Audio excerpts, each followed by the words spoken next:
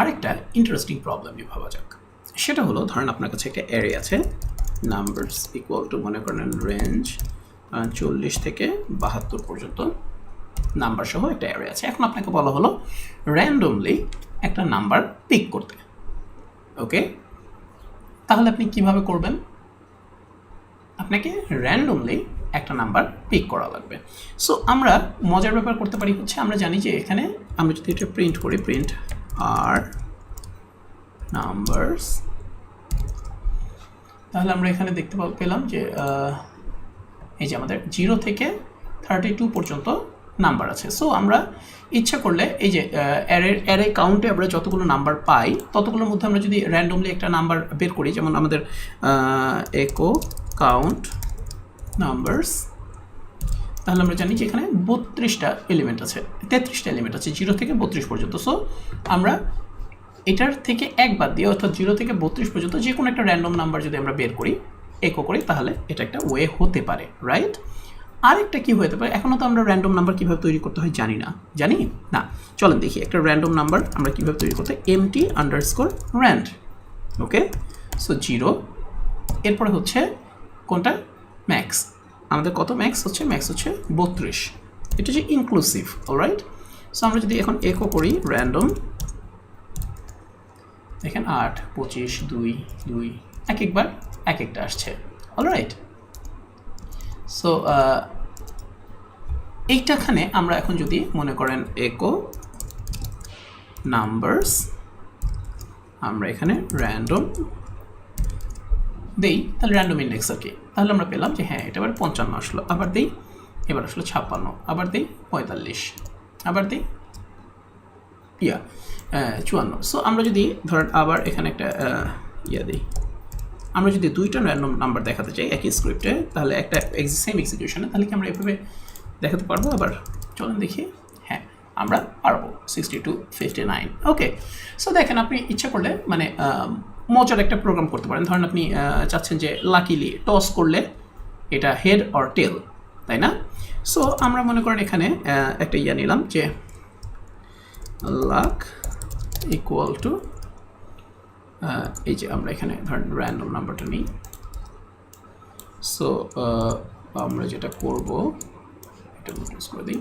এবার আমরা চেক করব যে ইফ লাক %2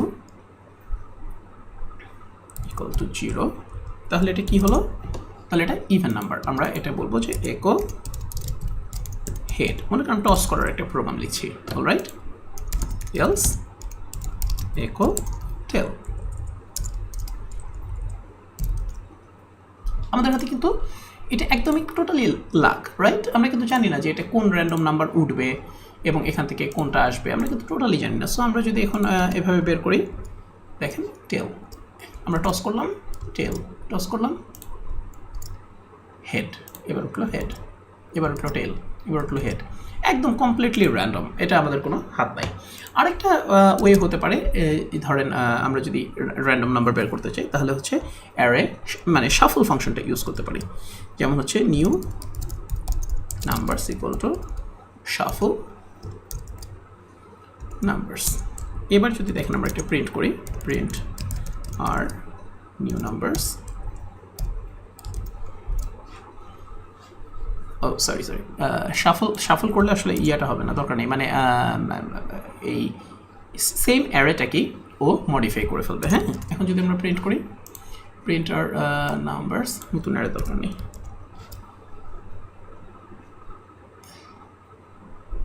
দেখেন অ্যারের এলিমেন্টগুলো শাফল হয়ে গেছে। কীগুলো আগের ওই 0 থেকে আছে, শুধু এলিমেন্টগুলো শাফল হয়ে গেছে। আগে ছিল 40 থেকে 72, এবার এরা পুরোটাই শাফল হয়ে গেছে, ওকে।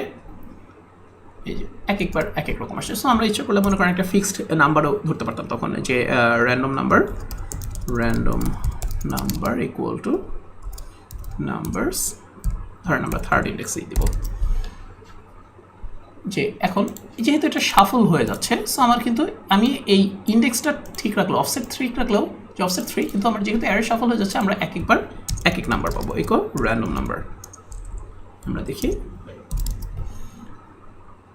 ধরেন এখানে ইকো স্ল্যাশ থাকুক, এবার দেখেন এবার আমরা 64 পেয়েছি, এরপর আবার যদি রান করি 51 পেয়েছি, আবার যদি রান করি আমরা এখানে 63 পেয়েছি।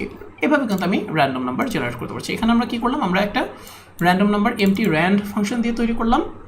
আর এখানে আমরা কি ইউজ করলাম, এখানে আমরা শাফল নামে একটা ফাংশন ইউজ করলাম, যেটা অ্যারেকে অটোমেটিক্যালি শাফল করে ফেলে। ওকে, তো শাফল করে তখন দেখবেন যে সুন্দর করে যেহেতু পুরো অ্যারেটাই নতুন করে বিন্যাস হলো, সুতরাং আমার ইন্ডেক্স ঠিক রাখলেও আমি প্রতিবার নতুন নতুন একটা নাম্বার পাচ্ছি, রাইট? সো একই কাজ অনেকভাবে করা যায়, আপনাকে জাস্ট বুদ্ধি করে করতে হবে। কিন্তু এখানে দেখেন আপনি যখন শাফল করে এইভাবে বের করছেন, এতে কিন্তু প্রসেসর মানে বেশি প্রসেস খরচ হচ্ছে, বেশি প্রসেসিং টাইম খরচ হচ্ছে, কারণ পুরো একটা অ্যারে সে নতুন করে আবার শাফল হচ্ছে। আর এখানে আমরা জাস্ট সিম্পল একটা র্যান্ডম ফাংশন তৈরি হচ্ছে, একটা র্যান্ডম নাম্বার তৈরি হচ্ছে, আর আমি সেটাকে ইউজ করে এখান থেকে বের করাচ্ছি। সো আপনি যদি প্রোফাইলিং করেন, আপনি যদি মনে করেন বেঞ্চমার্কিং করেন, তাহলে দেখবেন যে এটাতে বেশি টাইম লাগছে। Alright, take care guys.